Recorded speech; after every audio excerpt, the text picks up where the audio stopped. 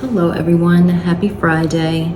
I'm Charlita. I wanted to do a follow-up video to the previous video that I had made where I had gave how to budget as a single mother tips, and it was stress-free budgeting.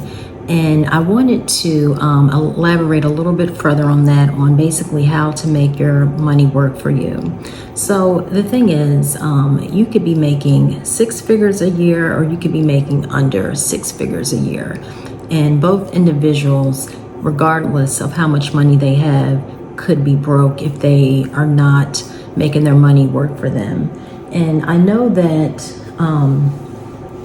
in my previous video, I had mentioned that you need to have an emergency fund or be saving more than what you're spending. And one of the things that I need to emphasize in this video is a huge money savings tip on how to have more money is to have a high yield savings account.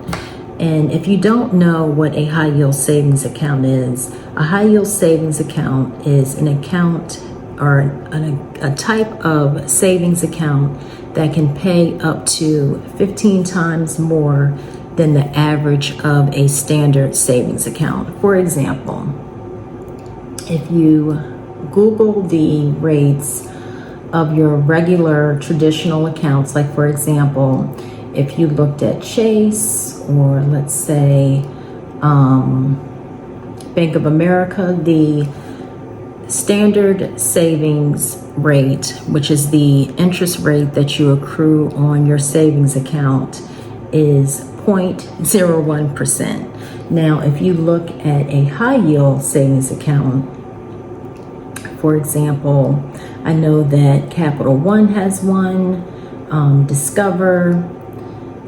American Express. So let's look at what the American Express high yield savings account rate is, 3.80. So that's a huge difference than compared to just a standard account, savings account, which is 0.01.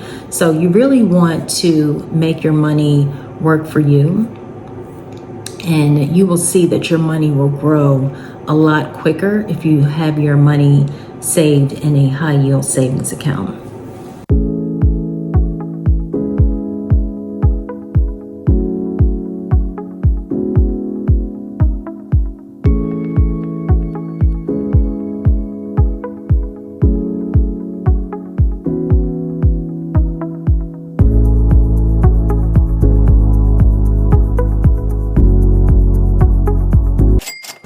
So the next step in making your money work for you and just saving more money is when you go grocery shopping, you want to make sure that you have a list. And I would also say not to go grocery shopping when you're hungry, but more than anything, you want to have a list.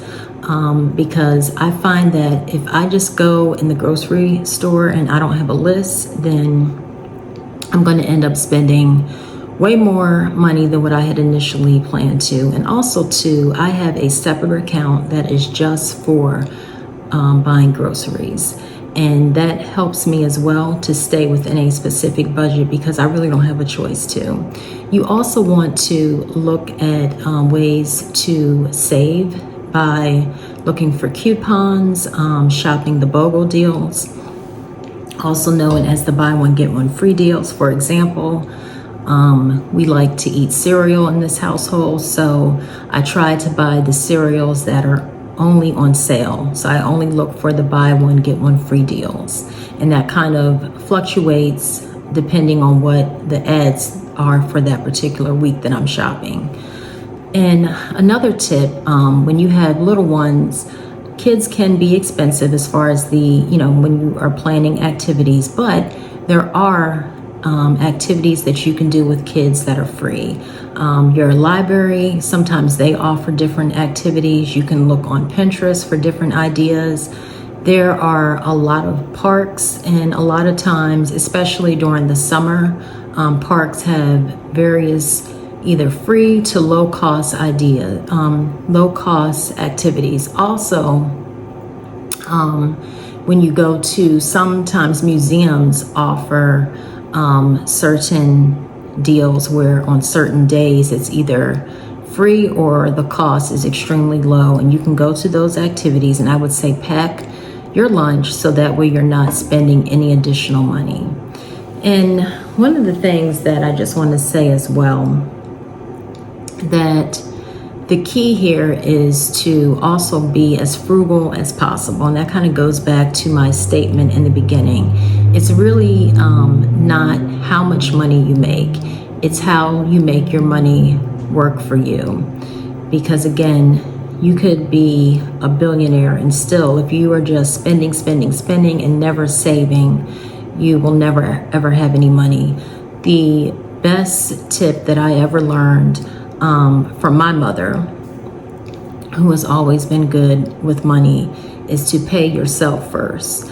So no matter what, and if you have any debt as well, I would also encourage you to pay that off as soon as possible. So, and another thing that you want to do when it's coming to, like, for example, I know this summer I have to either decide whether or not I want to sign my lease again, or if I want to move.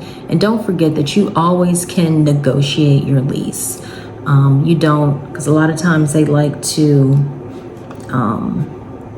raise your rent, but don't be afraid to negotiate your lease.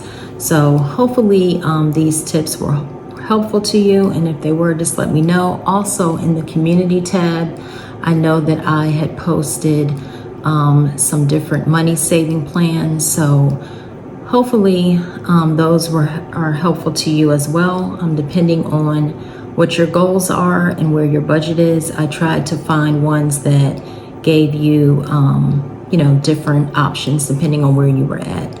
So hopefully you guys have a good weekend ahead, and I'll see you later. Bye.